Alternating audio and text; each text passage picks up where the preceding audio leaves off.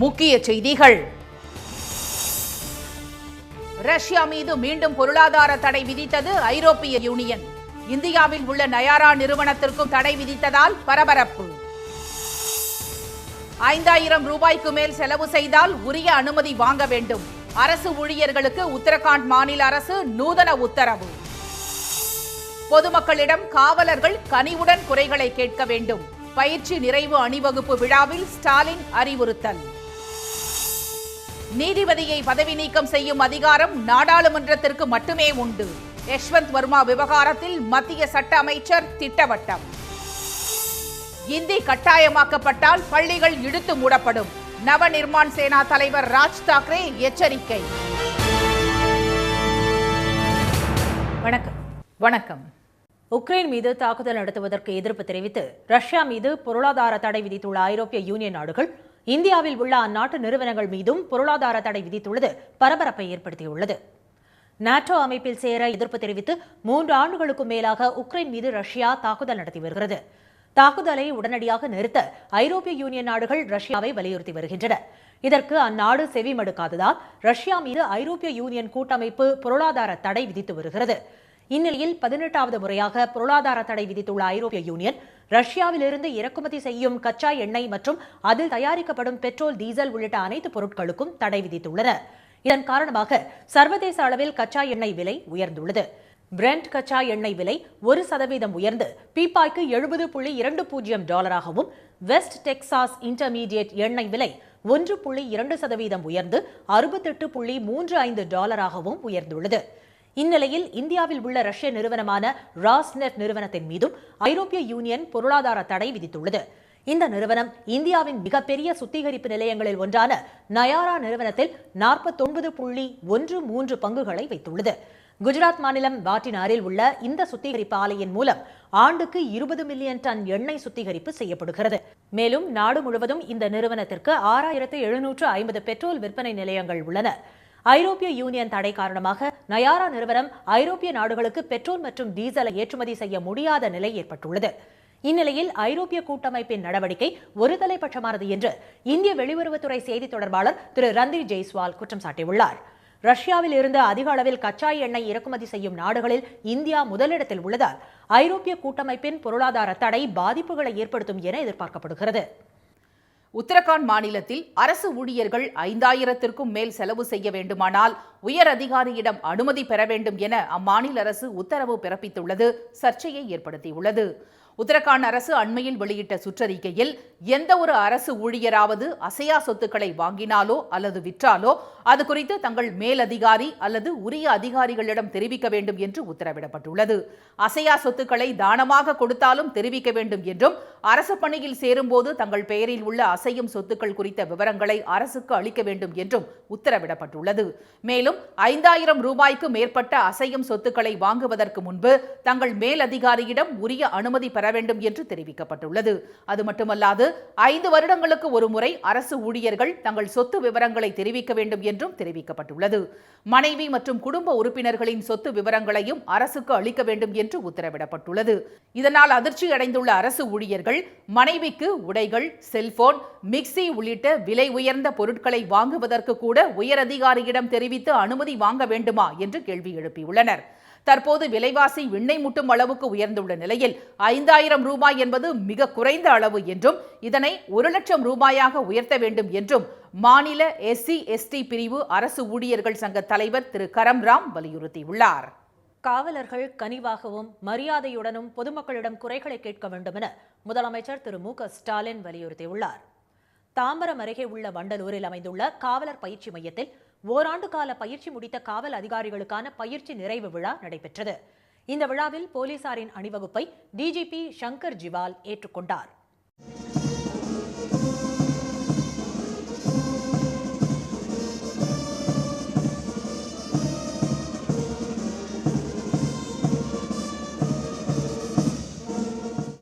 பயிற்சி முடித்தவர்களுக்கு காணொலி காட்சி மூலம் வாழ்த்து தெரிவித்த திரு ஸ்டாலின், ஓராண்டு சிறப்பான பயிற்சி முடித்து இன்று உடல் வலிமை மற்றும் மன உறுதி மிக்கவர்களாக களத்திற்கு செல்ல இருப்பது பெருமை மிக்க நிகழ்வு என்று கூறினார்.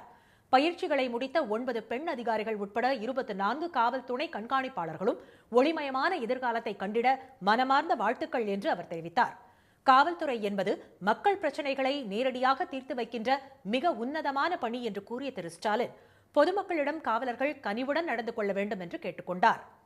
மக்கள் பணி ஆற்றுகிறோம் என்று நீங்கள் ஒவ்வொருவரும் சொன்னால் அதுவே எனக்கு மிக பெரும் மகிழ்ச்சி.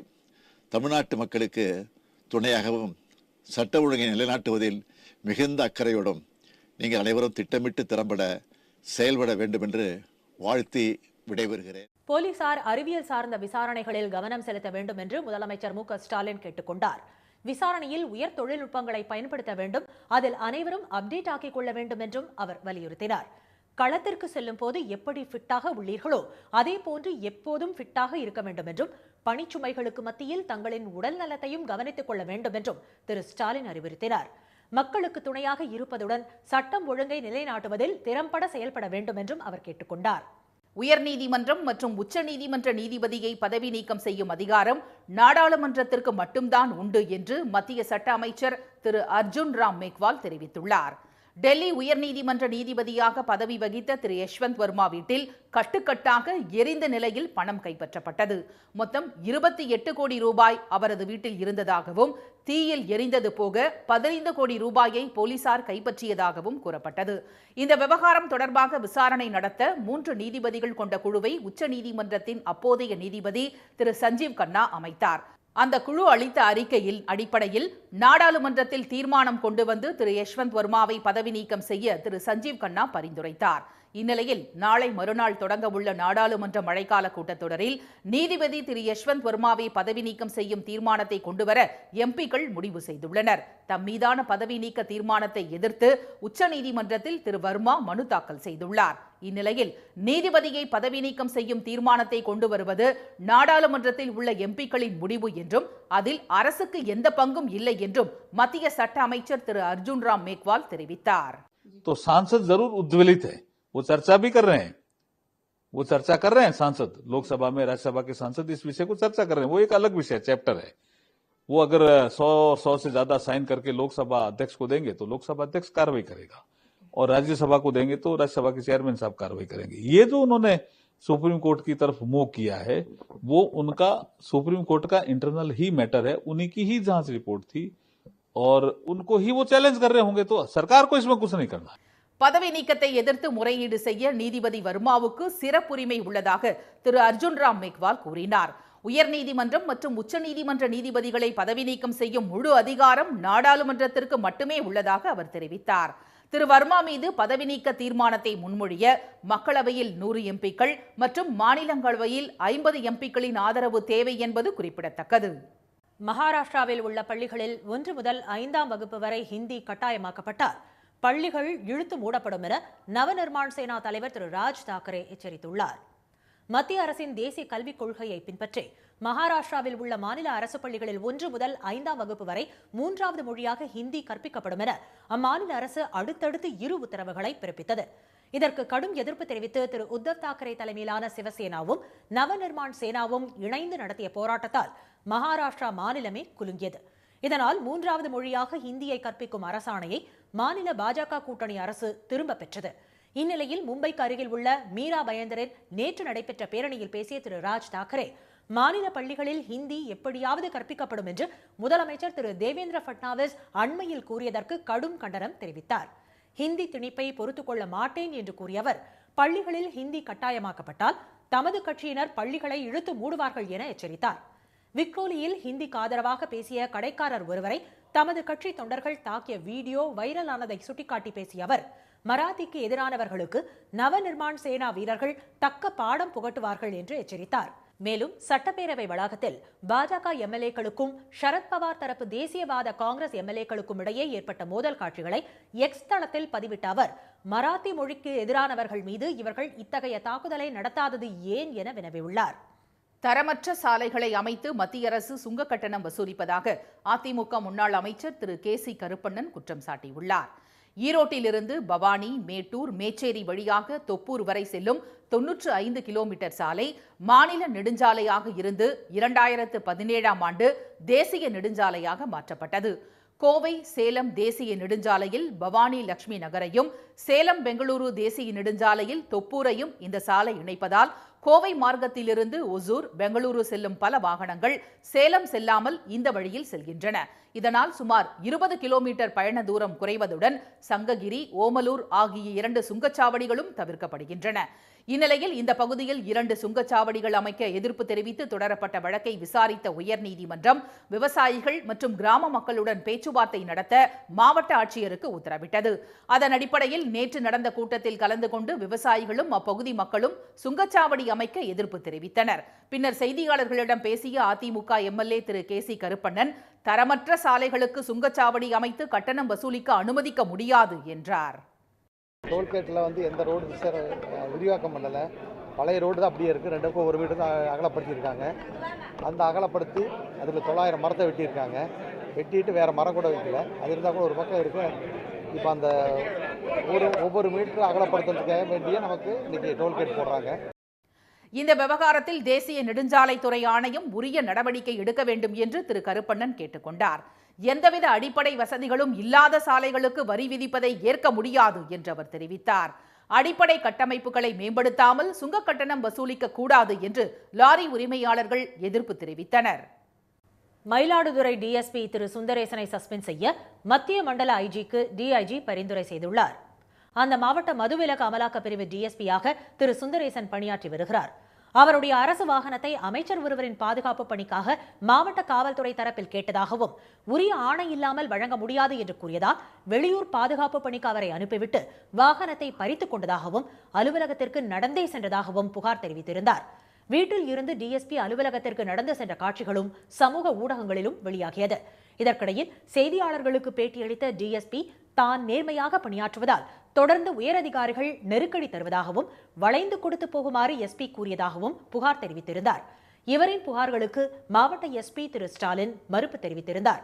இந்நிலையில் தஞ்சை சரக டிஐஜி திரு ஜியாவுல் ஹக் நேற்று மயிலாடுதுறை மாவட்ட எஸ்பி அலுவலகத்தில் கண்காணிப்பாளர் திரு ஸ்டாலின், மதுவிலக்கு அமலாக்க பிரிவு காவல் ஆய்வாளர்கள் திருமதி அன்னை அபிராமி, திருமதி ஜெயா உள்ளிட்ட 10 பேரிடம் விசாரணை மேற்கொண்டார். அதில் காவல்துறையினருக்கான நடத்தை விதிகளை அவர் மீறியிருப்பது உறுதி செய்யப்பட்டது. அதன் அடிப்படையில் அவரை பணியிடை நீக்கம் செய்ய திருச்சி மத்திய மண்டல ஐஜிக்கு பரிந்துரை செய்து டிஐஜி அறிக்கை அனுப்பியிருப்பதாக காவல்துறை தரப்பில் தெரிவிக்கப்பட்டுள்ளது. திருவள்ளூர் அருகே சிறுமி பாலியல் வன்கொடுமை வழக்கில் வடமாநிலத்தைச் சேர்ந்த அந்த குற்றவாளியை பிடிக்க 3 டிஎஸ்பிக்கள் தலைமையில் தனிப்படைகள் அமைக்கப்பட்டுள்ளன. கும்மிடிப்பூண்டி அருகே ஆரம்பாக்கம் பகுதியில் பள்ளி முடிந்து தனியாக நடந்து சென்ற 8 வயது சிறுமியை மர்ம நபர் ஒருவர் பாலியல் வன்கொடுமை செய்துள்ளார். இதை கண்டித்து ஆரம்பாக்கம் காவல் நிலையத்தை பொதுமக்கள் நேற்று முற்றுகையிட்டு போராட்டம் நடத்தினர். சம்பவ இடத்திற்கு வந்த அதிகாரிகள் குற்றவாளிகள் கைது செய்யப்படுவார்கள் என்று உறுதியளித்ததை அடுத்து மக்கள் கலைந்து சென்றனர். இதற்கிடையே ஆரம்பாக்கம் ரயில் நிலையத்தை அடுத்த மாந்தோப்பு பகுதியில் வைக்கப்பட்டிருந்த சிசிடிவி காட்சிகளை போலீசார் ஆய்வு செய்தனர். அப்போது சிறுமியை பின்தொடர்ந்து சென்று பாலியல் வன்கொடுமை செய்தது தொடர்பான காட்சிகள் போலீசாருக்கு கிடைத்துள்ளன. அந்த மர்ம நபர் வடமாநிலத்தைச் சேர்ந்தவர் என்பது முதற்கட்ட விசாரணையில் தெரியவந்துள்ளது. இதற்கிடையே வடக்கு மண்டல ஐஜி திரு அஸ்ராப் கார்க் மேற்பார்வையில் திருமதி ஜெயஸ்ரீ, திருமதி தமிழரசி, திரு புகழேந்தி ஆகிய 3 டிஎஸ்பிக்கள் தலைமையில் 3 தனிப்படைகள் அமைக்கப்பட்டு விசாரணை தீவிரமாக நடைபெற்று வருகிறது. காஞ்சிபுரம் சரக டிஐஜி திரு தேவராணி தலைமையில் 10 தனிப்படைகள் மற்றும் சைபர் கிரைம் குழுவினர் பாலியல் குற்றவாளியை தேடி வருகின்றனர். வருமானத்திற்கு அதிகமாக சொத்து சேர்த்த புகாரில் அதிமுக முன்னாள் எம்எல்ஏ திருமதி சத்யா பன்னீர்செல்வம் வீட்டில் 17 மணி நேரம் லஞ்ச ஒழிப்புத்துறை காவல்துறையினர் சோதனை நடத்தினர்.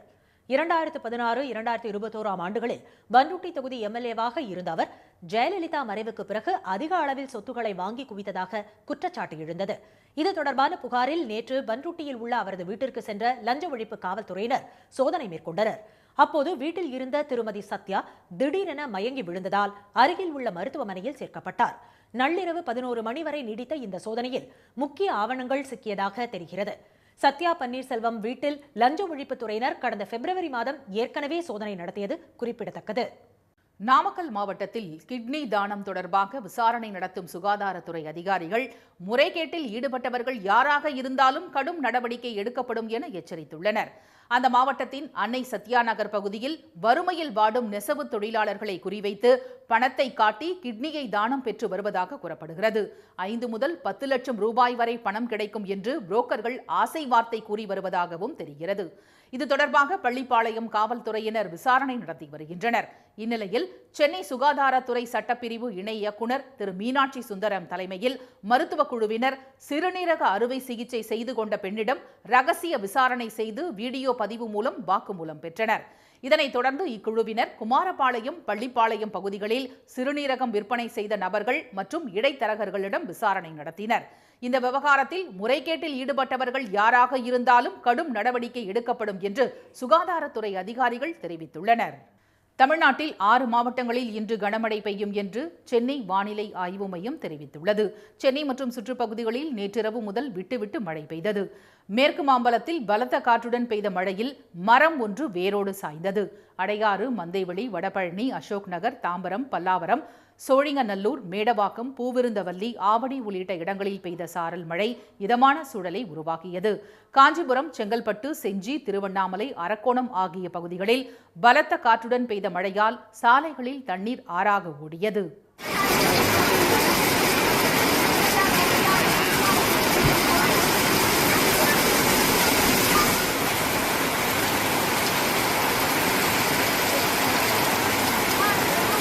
இதற்கிடையே தெற்கு ஆந்திரா மற்றும் அதை ஒட்டியுள்ள பகுதிகளில் நிலவும் வளிமண்டல கீழடுக்கு சுழற்சி காரணமாகவும், தென்னிந்திய பகுதிகளில் நிலவும் வளிமண்டல மேலடுக்கு சுழற்சி காரணமாகவும் தமிழ்நாட்டில் அடுத்த 4 நாட்களுக்கு கனமழை பெய்யும் என்று சென்னை வானிலை ஆய்வு மையம் தெரிவித்துள்ளது.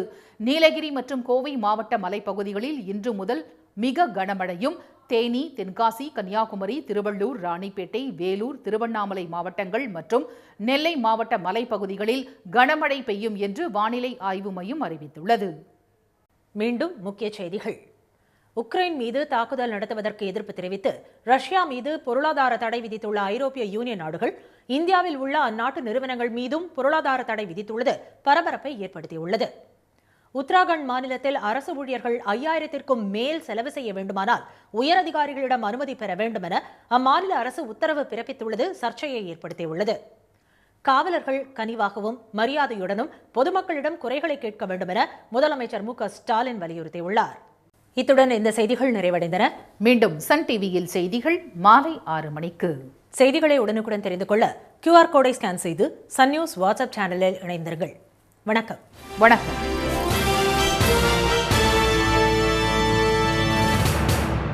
உடனுக்குடன் செய்திகளை தெரிந்து கொள்ள சன் நியூஸ் பெல் ஐகானை கிளிக் பண்ணுங்க.